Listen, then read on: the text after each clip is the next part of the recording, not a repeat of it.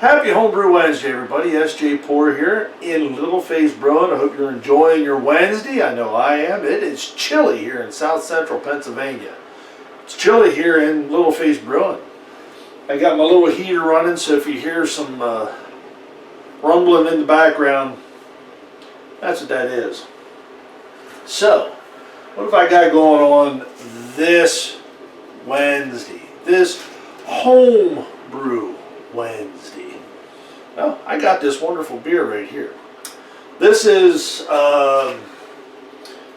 the Quebec half of the two double IPAs. Did a video on this the other week. Oh, this is such a good beer. Nice and hazy. I mean, that's what the Quebec does. Thank you to the Dean's List for supplying me with that particular yeast. I'm actually using it again over there.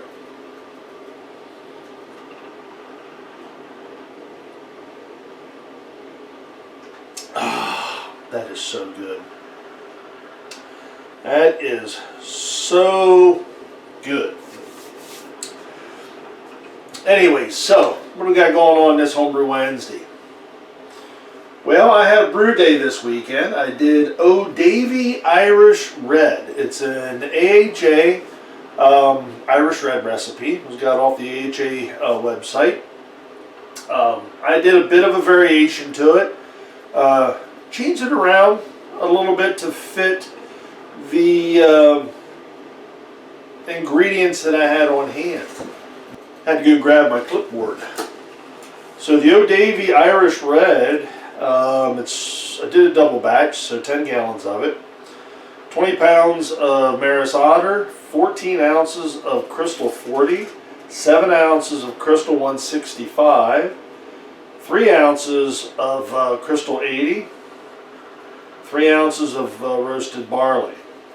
And then, of course, I did 1.5 ounces of Willamette in the full boil, and 1.5 ounces of Palisades for the last 10 minutes. My target on this was 1059. I got 1050. So I'm still fighting the efficiency battle on this system. But I was talking to my good friend and yours, Josh Hoover.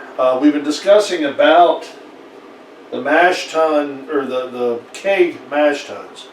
And I believe it has something to do with the surface area, the cylindrical and the height. My cube cooler mash tun is like, it's so efficient. It always beats my numbers, and this one rarely does.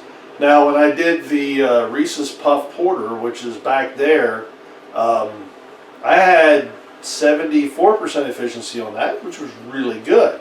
This one ended up being 60, I think it was like 62% efficient, 62 or 64. So not very good at all.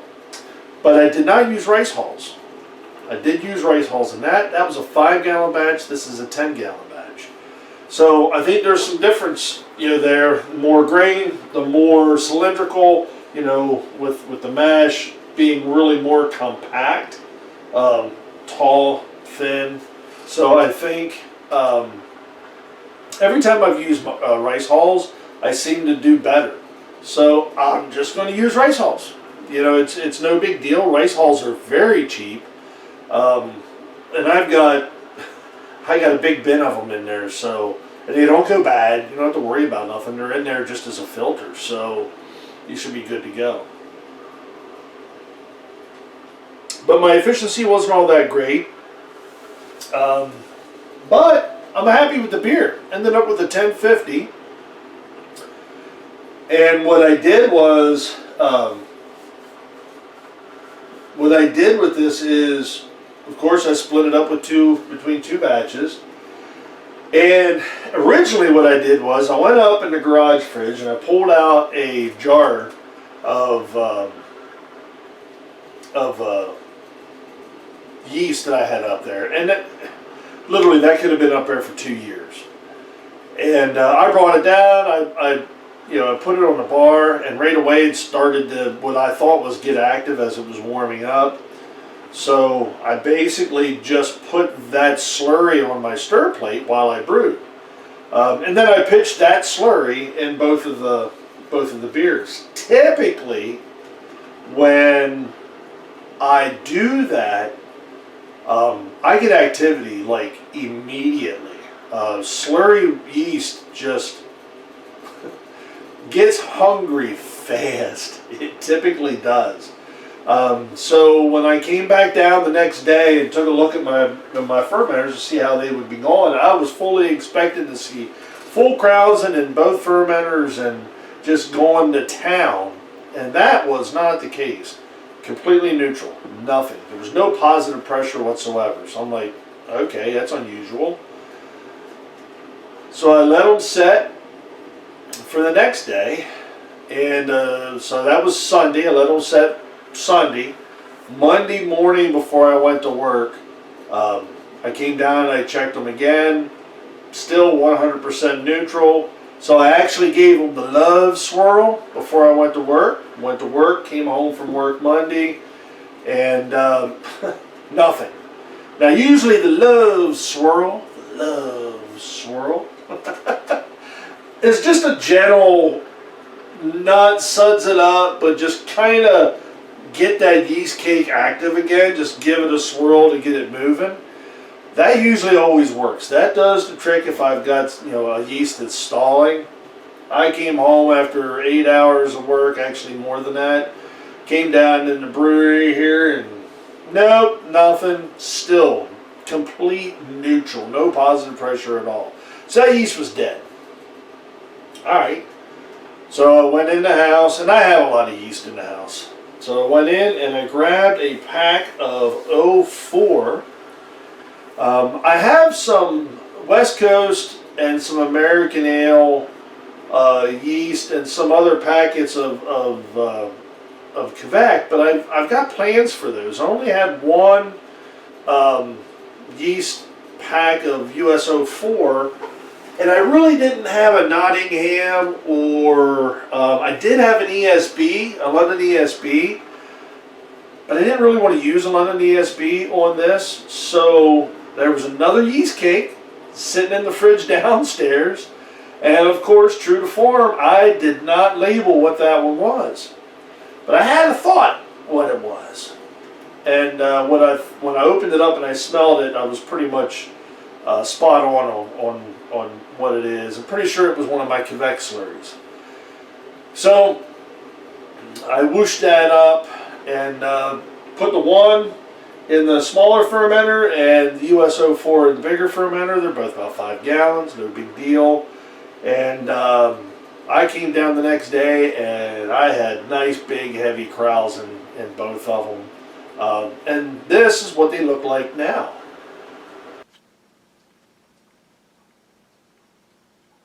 So the beer on the right is the fermenter that I put the Quebec in. And as you can see, that actually still has a little bit of krausen on it.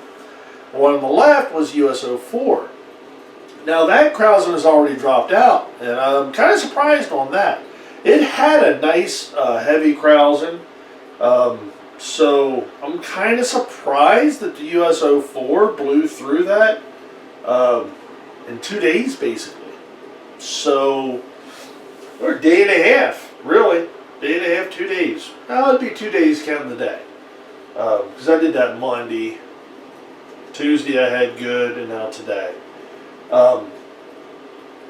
The Quebec is still chugging away, and I checked both fermenters.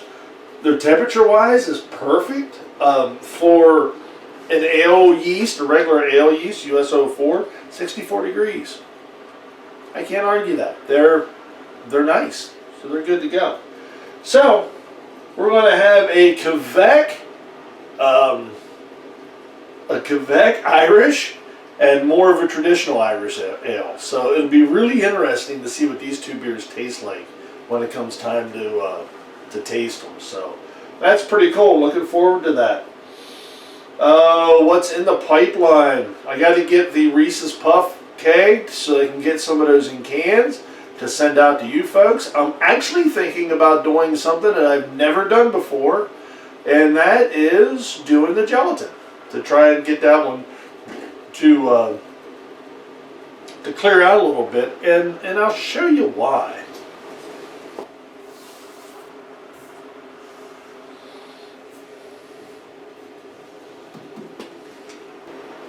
That guy's a little on the muddy side. It's probably shouldn't even call it a porter. It's a brown. I mean, it is brown. It's got that milk chocolate brown to it. I've not tasted it yet to see what it tastes like at this point. I really want to, in a bad way, and I will when it comes time to keg it. But I'm thinking about using some gelatin in that to just kind of take some of that murkiness out of the beer and clean it up a little bit. So I've got the Reese's Puff to keg up so that I can, and I've got these guys here to finish out.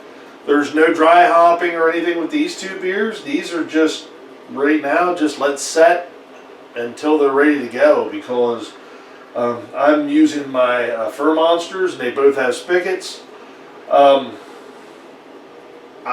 not really concerned too much about just letting them set in primary until it's time to keg them. I've been doing that more often. Not really been doing secondary as much as I usually do. Really depends. If I feel like throwing them into two carboys just to free up the fermenters so I can throw something else in there, then I will. But other than that, I'm really not that worried about it. So